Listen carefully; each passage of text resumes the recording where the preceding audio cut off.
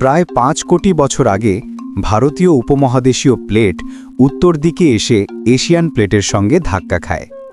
এই সংঘর্ষের ফলে পৃথিবীর অন্যতম উচ্চতম পর্বতমালা হিমালয় এবং তার উত্তর দিকে উঁচু ভূমি তিব্বত মালভূমি সৃষ্টি হয়।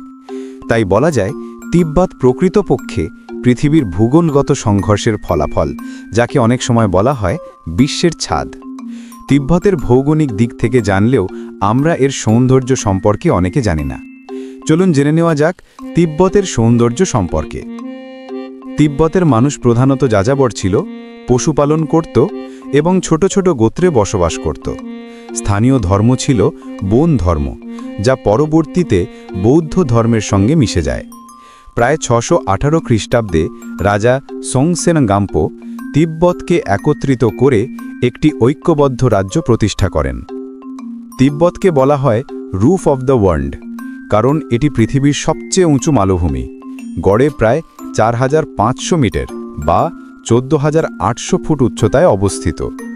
চারপাশে হিমালয়, কৈলাস, কুঞ্চার, নামচে বারোয়া প্রভৃতি মহিমান্বিত পর্বতমালা। এখানে আছে পৃথিবীর বিখ্যাত মাউন্ট কৈলাস, যা হিন্দু, বৌদ্ধ, জৈন ও বন ধর্মের কাছে পবিত্র পর্বত।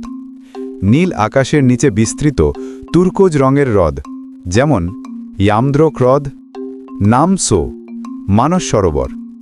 এই হ্রদগুলোর পানি এত পরিষ্কার যে আকাশের রং এতে প্রতিফলিত হয়, মনে হয় নীল স্বপ্নের জগৎ। আকাশ থাকে অবিশ্বাস্য রকম নীল, বাতাস ঠান্ডা কিন্তু নির্মল।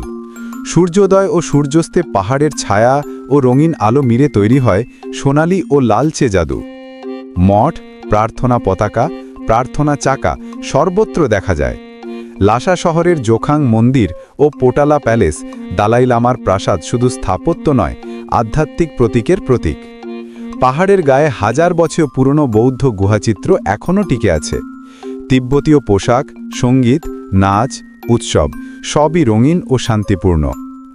লোসার উৎসব, মঠ উৎসব ও প্রার্থনা নৃত্য দেখতে হাজারো পর্যটক যায়।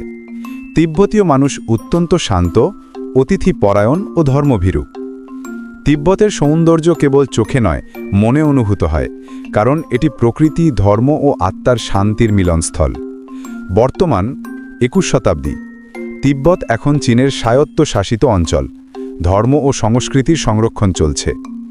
ভিডিওটি ভালো লাগলে সাবস্ক্রাইব করে বেল বাটনটি অন করে দিন। ভিডিওটি কেমন লেগেছে কমেন্টে জানাতে ভুলবেন না কিন্তু।